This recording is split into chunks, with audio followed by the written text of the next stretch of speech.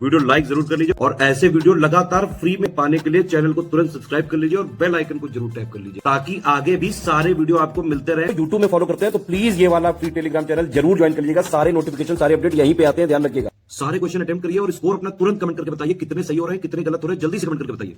मैं वैभव और आप लोग देख रहे हैं UPPSC best online coaching YouTube channel. दोस्तों यहाँ पर हम लोग इंडियन ज्योग्राफी और वर्ल्ड ज्योग्राफी के 3000 से ज़्यादा क्वेश्चंस को कवर अप करने वाले हैं। सो अगर आप लोग पहली बार आए हो इस चैनल पर तो मेरा आपको सजेशन है, सबसे पहला काम करो चैनल को सब्सक्राइब कर लो और नोटिफिकेशन बेल के आइकन को भी प्रेस करना बिल्कुल मत भूलना। कारण क्या है? कारण ये है कि ना सिर्फ आपको हिस्ट्री के, ज्योग्राफी के आपको ये सारे जो क्वेश्चन है देखने को मिलेंगे बल्कि विद एक्सप्लेनेशन मिलेंगे। दूसरी इंपॉर्टेंट बात यह है कि अभी जो 780 पेजेस का PDF है जो कि स्पेशली समीक्षा अधिकारी के लिए बनाया गया था स्टडी फॉर सिविल सर्विसेज के थ्रू, उसको भी यहाँ पर हम लोग कवर अप करवा रहे हैं। सो आप लोग तुरंत जो है इसको ज्वाइन करिए और आप यकीन मानिए इतना करने के बाद बेहतरीन मार्क्स के साथ में आप क्वालिफाई करोगे। यूपीपीसीएस का चाहे एग्ज़ाम हो गया चाहे आपका समीक्षा अधिकारी का हो गया। सो आइए अब शुरू करते हैं आज के अपने सेशन को। सो दोस्तों आज का जो पहला क्वेश्चन है इसमें पूछा गया है कि निम्नलिखित में से कौन से पैमाना ऐसा है जो कि भूकंप की तीव्रता को मापने के लिए उसका इस्तेमाल किया जाता है। सो आई होप कि आप सबको बहुत अच्छे से क्लियर होगा कि हम लोग इसमें किसका यूज़ करते हैं, रिएक्टर स्केल का यूज़ करते हैं जिसके थ्रू भूकंप की तीव्रता को मापा जाता है। इसके अलावा मार्केली स्केल को भी इस्तेमाल किया जाता है। इसके अलावा रॉसी फेरल स्केल को भी इस्तेमाल किया जाता है। मतलब ये तीनों ही जो हैं इनका यूज़ किया जाता है भूकंप यानी कि अर्थक्वेक उसकी इंटेंसिटी को मापने के लिए। सो आंसर हमारा यहाँ पर क्या आएगा? ऑप्शन डी यानी कि उपरोक्त सभी, क्योंकि ये तीनों ही इस्तेमाल किए जाते हैं इसके लिए। इसके बाद अगले क्वेश्चन की बात करें, इसमें आपको स्टेटमेंट दे रखे हैं 3 और आपसे कहा गया है कि कौन से स्टेटमेंट हैं जो कि सही हैं, आपको ये बताना है। सो पहले स्टेटमेंट की बात करें, इसमें बात करी गई है कि समान भूकंपीय तीव्रता वाले क्षेत्रों को मिलाने वाली जो रेखाएं हैं इनको समभूकंपीय रेखा कहा जाता है। भैया इसके नाम से ही पता चल रहा है तो कोई इसमें इशू हो ही नहीं सकता, आपको एकदम से खुद ही समझ में आ जाएगा कि हाँ यार ये स्टेटमेंट तो सही होगा ही। दूसरे स्टेटमेंट की बात करें कि एक ही समय पर जिन स्थानों पर भूकंप के झटके महसूस होते हैं उन्हें मिलाने वाली जो रेखा होती है उसको होमोसिस्मियल लाइन भी कहा जाता है। ठीक है, तो ये वाली बात भी यहाँ पर सही है कि होमोसिस्मियल लाइन बोला जाता है जहाँ पर भूकंप के झटके महसूस किए जाते हैं, मतलब एक ही समय पर। इसके बाद थर्ड स्टेटमेंट की बात करें कि अधिकांश खतरनाक भूकंप ये जो हैं आपके 1 लाख से अधिक मानव हताहतों के साथ आए भूकंप हैं। तो ये तीनों ही स्टेटमेंट यहाँ पर एकदम करेक्ट हैं। आंसर क्या आएगा हमारा? Option A. इसके बाद मूव ऑन करते हैं नेक्स्ट क्वेश्चन पे। इस क्वेश्चन की बात करें तो इसमें यहाँ पर आपसे पूछा गया है कि निम्नलिखित में से कौन से भूकंप के कारण हैं। अब ये ज्वालामुखी विस्फोट है, पृथ्वी का संकुचन है, या फिर ये आपका वलन और भ्रंशन है, या फिर आपका ये आइसोस्टैटिक संतुलन है, या फिर प्लेट विवर्तनिक है, या फिर आपका कृत्रिम भूकंप है। तो ये इतने सारे आपको यहाँ पर दिए हुए हैं।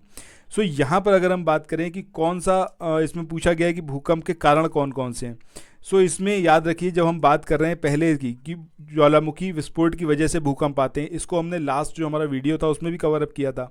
सो ये तो एकदम सही है। पृथ्वी का संकुचन की बात करें यानी कि कंप्रेशन जो होता है उसकी वजह से भी आते हैं, बिल्कुल सही बात है। इसके बाद वलन और भ्रंशन यानी कि फोल्ड और फॉल्ट की बात करें तो ये एक रीज़न नहीं होता है। ठीक है, इसके बाद नेक्स्ट यहाँ पर हम बात करें कि आइसोस्टैटिक संतुलन। अब ये जो आइसोस्टैटिक संतुलन की बात है, सो आइसोस्टैटिक संतुलन भी इसका रीज़न होता है भूकंप के आने का। सो यहाँ पर 1, 2 और 4 ये तो हमारे यहाँ पर सही होंगे ही। इसके अलावा प्लेट विवर्तनिक बात करें, प्लेट टेक्टोनिक्स की, तो ये भी एक कारण होता है, सही बात है। इसके अलावा कृत्रिम भूकंप ये भी होते हैं। ठीक है, तो यहाँ पर हमारा आंसर क्या आएगा? ऑप्शन ए यानी कि 1, 2, 4, 5, 6 यानी बस 3 वाला जो है इसमें वलन और भ्रंशन की बात हो रही है, इसको छोड़ के बाकी सभी हमारे सही आंसर में आएंगे। नेक्स्ट क्वेश्चन की बात करें, पूछा गया है कि दुनिया के अधिकांश भूकंप डैश में आते हैं। अब ये विभिन्न प्लेट मार्जिन्स में आते हैं, फॉल्टिंग और फ्रैक्चरिंग के क्षेत्र में आते हैं, या फिर दोनों में आते हैं, या फिर इनमें से किसी में नहीं आते। सो सही आंसर है हमारा यहाँ पर क्या होगा? ऑप्शन सी यानी कि फॉल्टिंग और फ्रैक्चरिंग के क्षेत्र में भी ये आते हैं और जहाँ पर प्लेट मार्जिन होता है वहाँ पर भी आते हैं।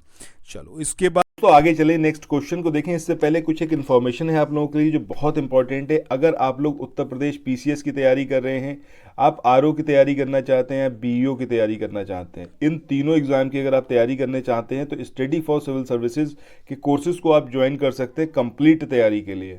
ये वन स्टॉप डेस्टिनेशन है, यहाँ पर आपको सब कुछ मिलेगा, जिसमें स्टडी मटेरियल रहेगा, टेस्ट सीरीज रहेंगी, पेड क्विज रहेंगी, सब कुछ आपको एक ही जगह पर मिलेगा और ये सब कुछ सफिशिएंट होगा आपके एग्जाम को क्रैक करने के लिए, एग्जाम को निकालने के लिए। लेटेस्ट ग्रुप स्टार्ट हो चुके हैं और उन ग्रुप में आपको एडमिशन लेने के लिए सिंपली जो ये नंबर मैं आपकी स्क्रीन पर लिख रहा हूँ, इन नंबर्स पर आप कॉल कर सकते हैं। 8564880530 इस नंबर पर आप संपर्क कर सकते हैं। इसके अलावा 9696066089 इस नंबर पर कांटेक्ट कर सकते हैं, या फिर आप 7523864455 इन तीनों में से किसी भी नंबर पर कॉल करके आप हमसे संपर्क कर सकते हैं और ये लेटेस्ट ग्रुप जो है इसमें आप एडमिशन ले सकते हैं। तो अगले क्वेश्चन की बात करें कि भारत का भूकंपीय क्षेत्र विशेष रूप से इसका हिस्सा है। अब ये प्रशांत महासागरीय तटीय पेटी का है, मध्य महाद्वीपीय पेटी का है, मध्य अटलांटिक पेटी का है, या फिर उपरोक्त सभी। तो आंसर यहाँ पर हमारा क्या आएगा? ऑप्शन बी, यानी कि मध्य महाद्वीपीय पेटी।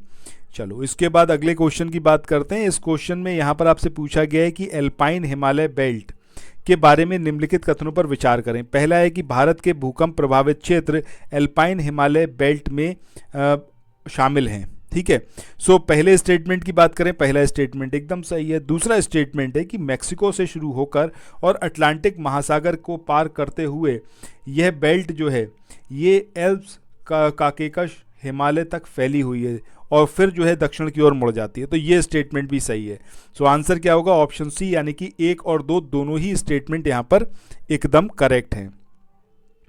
इसके बाद अगले क्वेश्चन की बात करें। इस क्वेश्चन में पूछा गया है कि मध्य अटलांटिक पेटी के बारे में निम्नलिखित कथनों पर विचार करिए। अब इसमें आपको स्टेटमेंट दे रखे हैं। पहले स्टेटमेंट की बात करें कि इस पेटी में कम तीव्रता के भूकंप आते हैं, एकदम सही बात है, मध्य अटलांटिक पेटी की बात कर रहे हैं। दूसरा है कि यह क्षेत्र प्लेटीय अभिसरण कन्वर्जेंस का प्रतिनिधित्व करता है, ये एकदम यहाँ पर इनकरेक्ट है। इस पेटी के ज़्यादातर भूकंप भूमध्य रेखा के पास होते हैं, एकदम सही है। कम तीव्रता वाला भूकंप आमतौर पर इस पेटी पर आता है, ये वाली बात भी सही है। तो आंसर हमारा क्या होगा? ऑप्शन बी, यानी कि 1, 3 और 4 ये 3 स्टेटमेंट करेक्ट हैं। दूसरा स्टेटमेंट यहाँ पर करेक्ट नहीं है। इसके बाद अगले क्वेश्चन की बात करें, बात हो रही है सुनामी की। अब सुनामी से रिलेटेड यहाँ पर स्टेटमेंट दे रखे हैं, बताना है कि कौन सा स्टेटमेंट सही है। पहला है कि इसका घूमना ज्वारीय तरंगों जैसा होता है। अब पहला जो स्टेटमेंट है यहाँ पर जिसमें बात करी गई है कि इसका घूमना जो होता है ज्वारीय तरंगों की तरह होता है, ये जो है स्टेटमेंट यहाँ पर हमारा सही नहीं है। ठीक है, पहला स्टेटमेंट इनकरेक्ट है। ये लहरें बहुत लंबी और कम कंपन वाली होती हैं और समुद्र के तल पर आने वाली भूकंपों के कारण महासागरों में उत्पन्न होती हैं, ये स्टेटमेंट एकदम सही है। सो आंसर क्या आएगा हमारा? ऑप्शन बी, यानी कि केवल सेकंड स्टेटमेंट जो है वो यहाँ पर करेक्ट। इसके बाद इस क्वेश्चन में बात करें, आपको 2 स्टेटमेंट दे रखे हैं, पूछा गया है सही स्टेटमेंट कौन सा है। पहला है कि तटीय क्षेत्र में प्रवेश करने पर सुनामी लहरों की ऊंचाई तेजी से घट जाती है। मतलब तटीय क्षेत्रों में जब प्रवेश करती है सुनामी की लहरें जो है वो तेजी से घट जाती हैं। सो पहले स्टेटमेंट की बात करें तो ये तो एकदम इनकरेक्ट है, क्योंकि तटीय क्षेत्रों में तो इनकी लहरें और ऊपर जाती हैं। खुले समुद्र में बात करें तो सुनामी लहरों की ऊंचाई लगभग 1 मीटर होती है, लेकिन जब वो तटीय क्षेत्र में प्रवेश करती है तो इन तरंगों की ऊंचाई तेजी से बढ़ जाती है और समय मतलब कम समय अंतराल में जो है बड़ी आपदा का कारण भी इसकी वजह से बनता है। सो पहला स्टेटमेंट तो हो गया इनकरेक्ट। दूसरा है कि अधिकतम गहराई तक जल की जो तीव्र गति है वो सुनामी का व्यापक प्रभाव रहा है, ये स्टेटमेंट सही है। सो आंसर क्या आएगा? Option B.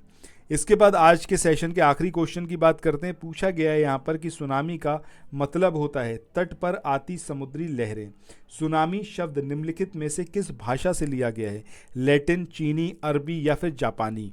तो सही आंसर क्या आएगा यहाँ पर हमारा? अगर थोड़ा सा आप ध्यान दोगे ना, सुनामी, तो इसको अगर आप देखोगे इसको लिखा भी ऐसे जाता है। ठीक है, अब इसका मतलब क्या होगा भैया?